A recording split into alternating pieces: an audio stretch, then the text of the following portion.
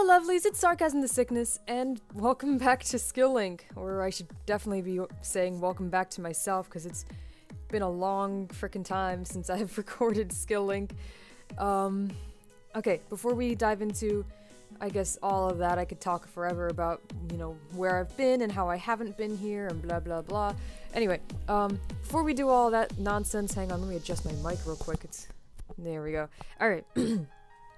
I do want to say that I do want to mention that what you're watching in the background is I actually did this a while ago, back when Splatoon first came out. It is a commission done for Mr. AGZ of a Splatoon character based on himself. So yeah, that's something I really feel like I could have done better with this now that I'm looking at it now, but that's always how I'm gonna feel, you know, like 1, 2, 3 months after a project, I'm gonna look back and go, wow, I could have done so much better, but you know what, at the time, it was good, it was fine, it's fine. I liked it a lot more after I'd first drawn it, but anyway, if you have not heard of Mr. AGZ, go check him out. He does Pokemon stuff, he does generally a lot of Nintendo games, he's been doing the fan games, I believe he did Ethereal Gates, and just in general, he's a good guy, and he goes to like a lot of the PAX events and stuff, no, I guess he went to South, that's right. But yeah, he's a cool guy. Mr. AGZ is one of the biggest reasons that I even got into YouTube in the first place, so definitely go check him out, go visit his channel for me, tell him I said hi, I don't know, just whatever, go check him out. So, quick before I go into today's topic, I do want to just mention real quick that I keep talking on Twitter about how I need to do Skill Link, and I talked in the updates video about it, I think, and the reason I haven't done it up until now is because not only has it been so hard for me to I don't know, just be consistent with YouTube and stuff, but it's also been hard for me to think about what to talk about. I keep thinking about, like, well, what should I talk about? And people keep telling me, well, talk about why it's hard to talk about things. And I'm like, I don't know why it's hard to talk about things. It's hard to talk about why it's hard to talk about how hard it is to talk about things. Like, how do I talk to you about how hard it is to talk to you? Like, it's such a weird, not that I don't appreciate the suggestions, but like that, I don't know, just like thinking about that, like, I don't know, that was like I just like went way deep into my mind, and I'm just like, I don't understand. Like, this doesn't make sense. This is like trying to divide by 0. I can't do it. Like, that doesn't, it didn't compute for me, basically. So finally, I guess today I finally felt like I had a topic that I wanted to address and wanted to talk about. And I feel like it's weird for me to talk about it over this kind of footage, I guess. You'll realize it when I'm talking about the topic, I guess. But whatever. I've got a decent amount of like commissions and stuff that I have to get through before I can, I don't know, before I have like new stuff, I guess, new material to draw for, or to put in the background or whatever. Anyway, today's topic, now that we're like 3.5 minutes into this video or whatever, 3.5 minutes into my rant, is like original art versus fan art, or I guess in general how fan artists are treated, I suppose. It's been a big issue lately, just in general in the fan art community, any fan art community, every fan art community. There's always the issue of the way people treat a fan artist.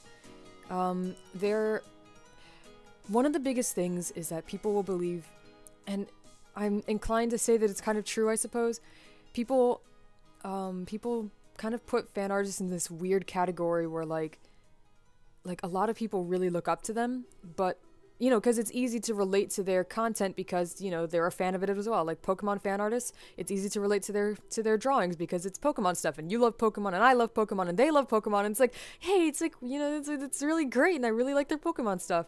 And then, but then, like, there are people who will bash them and, you know, and tell them that they're taking the easy track because it is so much easier, I guess, for somebody to relate to fan art. And it's weird, I guess, in a way. It's like, for whatever reason, if you're doing fan art and you're not doing original art, I guess, like, in the eyes of other artists who maybe don't look up to you and don't do fan art themselves, you're considered inferior because you don't create your own characters and your own stories and your own stuff.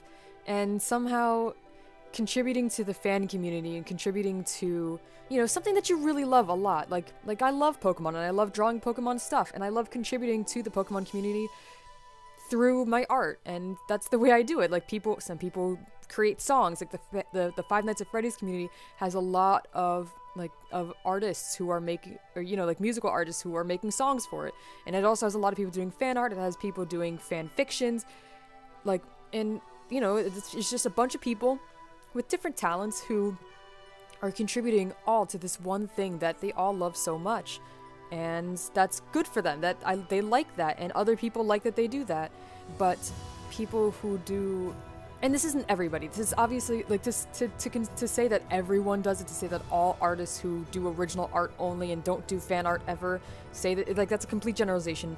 And I apologize if I made it seem like I meant that. It's not true. But there is a section of the art community, especially on DeviantArt, especially on Tumblr, that believes that people who do exclusively fan art or mostly fan art, or get their start, I guess, like their start to popularity through fan art, as being lazy and being like undeserving, despite any talent that they may actually have. Like, one of my favorite artists, basically my biggest inspiration, who just recently changed their handle from Purple Kecleon to Glitch Puppet, they have dealt with that a lot. They've dealt with a lot of that mess where, for whatever reason, because they started off doing a lot of Pokemon stuff and getting popular for a lot of Pokemon stuff, then all of the time that she spent, you know, honing her craft and getting really, really freaking good, really good at their art, it suddenly just doesn't matter because, you know, like, suddenly they're undeserving of the attention because they started off with Pokemon? Like, that doesn't make sense. Just because somebody's, like, so many people, just think back. If you're not in high school right now, just think back to it, or think back to middle school or whatever.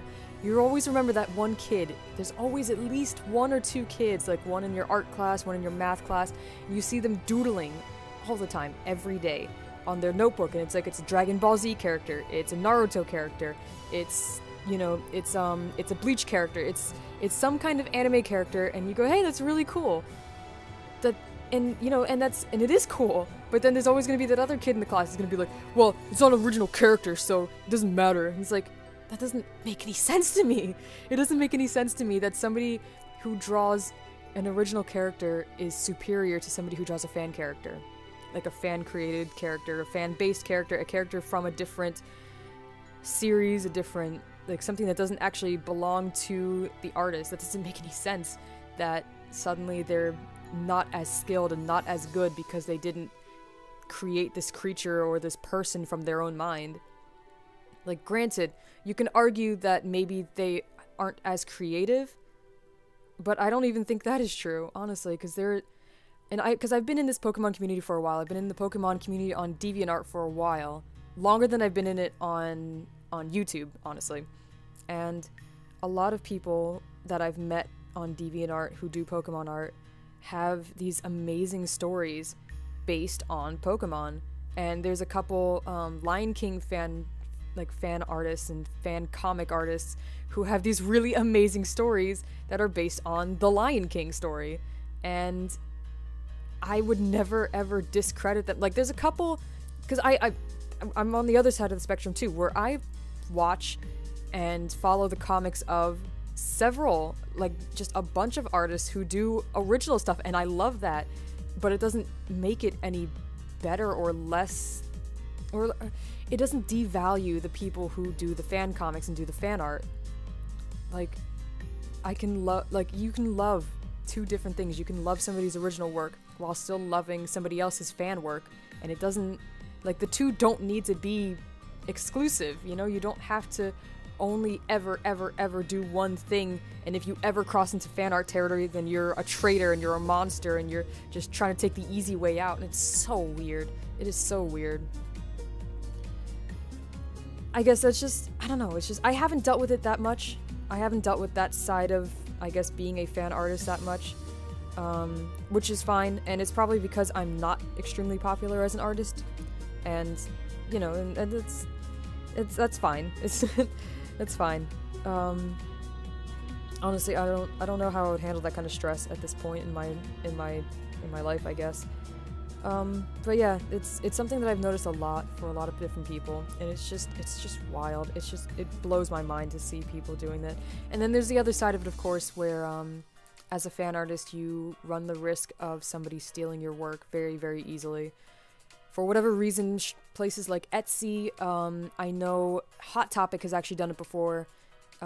Just like people on sites where you can like put an image on top of something and just sell it. It happens a lot where people will take... Oh, it happens on Redbubble too. Where people will find somebody's fan art and say like, hey, that looks really cool. You know, it's a picture of a Bulbasaur, you know, in this really cool style or whatever.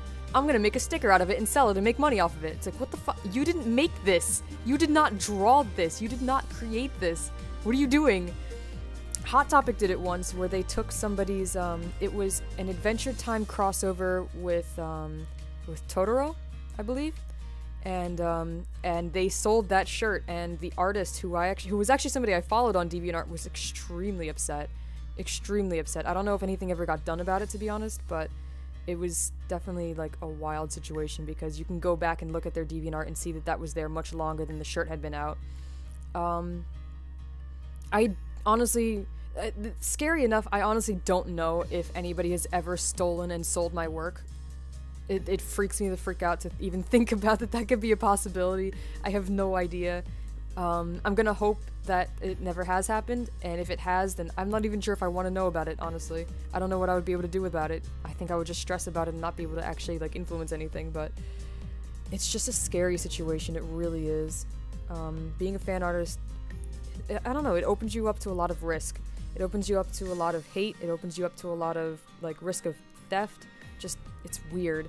But original artists don't usually get their work stolen because it's not as easy for somebody to market that, I guess.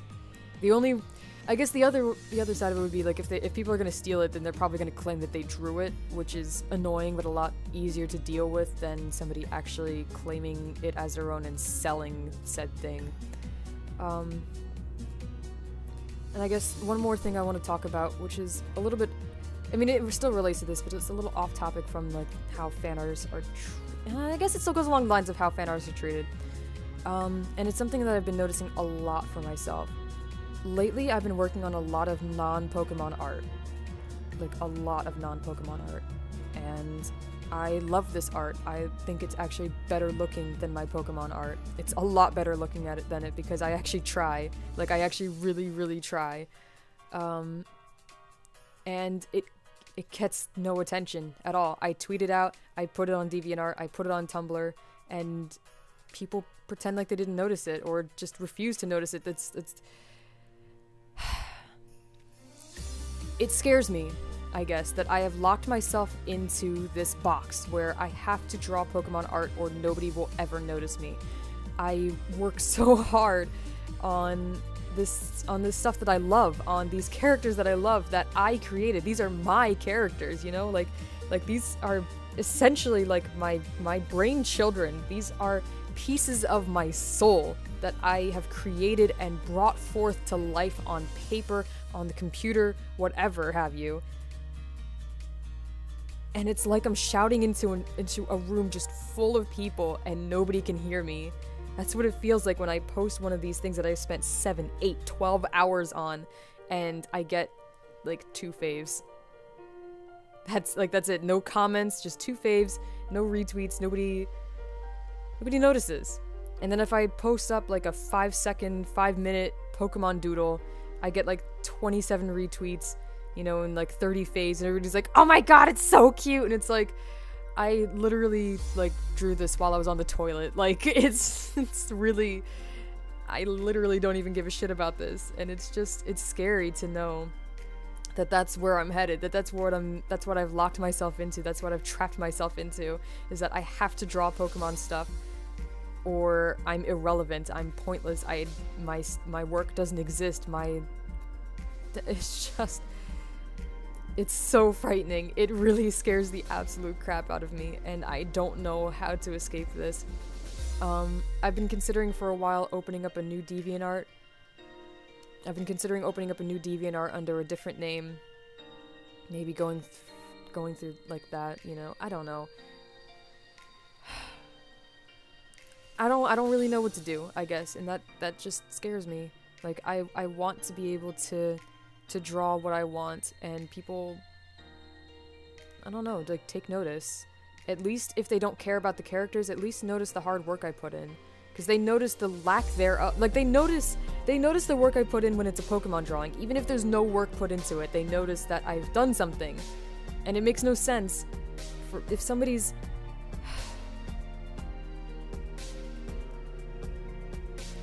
It makes sense, alright? I get it. It makes sense. Like, if for a Pokemon YouTuber to start doing, like, other games, a lot of people usually don't follow them over to those other games, and I get that. I do. But it's so hard to accept that. It is so hard to accept that because I started off doing Pokemon, I can now no longer do anything else, and nobody will pay attention to me if I try to do something else. Because Pokemon is not, it's not what I want to do for the rest of my life. I mean, I don't even know if Pokemon's gonna exist for the rest of my life. I know that my characters are going to exist for as long as I want them to. I dictate how long they're going to exist for, which is amazing. I can do that. I can decide, hey, like, I like this character, we're gonna keep going. Or, hey, I'm tired of this story, I'm gonna close it off here, and that's it. Pokemon, I don't get that choice with. I mean, I guess there'll always be fan games. People will make fan games probably like 10, 20, 50 years after Pokemon is dead. But, like, I don't know. It's just really hard to accept that I'm stuck. It's really hard to accept that I'm stuck. And the problem is I'm in no position to do... Remember, I mentioned earlier Purple Kecleon? They changed their name to Glitch Puppet and deleted all of their Pokemon stuff. And is exclusively focusing on their original stuff and is diverting their audience's attention to all of their original stuff. And that's the decision. Unfortunately, I feel like I don't have the choice to make that decision yet because this channel is tied to Pokemon. This channel is tied down to that anchor that is Pokemon. And unless I do, like I said before, like, create a completely new account, a completely new alias, and start doing my original work exclusively on that, then I'm not really sure. It's gonna take a while to build an audience for it, I guess, and that scares me. Because I don't know how to make it important to people. I don't know how to make it relevant to people when they won't even notice it now. Like, how do I make people notice? How do I make people hear me? How do I make people see me? How do I make people see what I'm doing? And it just scares me. It just scares me a lot. I'm not asking you to, like, search through my Twitter and search through my DeviantArt and, like, I don't know, like praise me for my original work. Like, oh my god, this is so amazing. I love you. Just keep doing what you're doing, girl. Like, I'm not saying all of this to change all your minds. If you care about my Pokemon art and you don't care about my other stuff, then you know what? That's your choice, and I can't change your mind on that, and I can't, like, excommunicate you. I can't say, like, I'm not gonna tell you, like, well, if you only like my Pokemon art, then I hate you and you're gonna leave. Like, no, I appreciate the support that I get on my Pokemon art. I really, really do. And I guess that's why it's so alarming that I get no support on my other stuff, even though I worked harder on it. That's the thing. It's like, I work so much harder on these other things and I get no support for it. And even Poketubers who do exclusively Pokemon stuff suffer from this. Who, like, there will be people who will just upload, like, a quick, like, 15-minute showdown battle and get so many views, and then spend, you know, they'll spend like 3-4 hours editing this LP or editing this really complex layout or whatever, and get nothing for it, like and hardly any retention at all. So it's not just me as an artist suffering from this kind of thing. Like, people suffer from this a lot, where for whatever reason, sometimes just, like, the stuff that you put your heart into and the stuff that you put so much effort into means nothing to people, and it's scary. It is frightening to think that if you cared less, if I cared less about what people thought about me, if I cared less about about what mattered to me, about my own characters, my own original thoughts, my own original creations, that I could be more successful, that I could be more liked, more supported if I stopped caring. And that frightens the crap out of me. That scares the absolute shit out of me. Anyway, before I get too worked up, I guess we're gonna end it here. Thanks for joining me for Skill Link. I guess if you actually care about this topic, then this might have been a little heavy. If you don't care about this topic, then you're probably just like, oh, whatever. So whatever. If you enjoyed, please leave a like. If you didn't enjoy or just generally have ideas of things you would like me to talk about in Skill Link, please, please, please talk about that in the comment section below, because I really do need a new list of things to talk about for Skill Link. Like, I want to know what you guys care about me talking about, I guess. I want to hear what you guys want me to discuss, and what is important to you right now. And if this is your first time watching my videos, then you should definitely go check out some of my other stuff, I guess. And you can go back to my playlist and look at my other skill links. Go back to the playlist, look at the other skill links. I talk about stuff like this all the time. It's always my art in the background and stuff. So definitely go check that out. Also, if you're thinking about suggesting a topic, it might be good to refresh yourself by looking over the playlist to see if the topic has already been discussed. You don't really have to, like, I'll tell you if I've already talked about it and I'll link you to the video, it's no big deal. But if you want, whatever, it's whatever, you don't really have to. So yeah, and did I say subscribe? Yeah, if you like what you heard, what you saw, then please subscribe. Check out my social media stuff, I guess. All that links are in the description. Mystery Jesus link will be in the description. And I'll see you next time, hopefully. Bye, guys.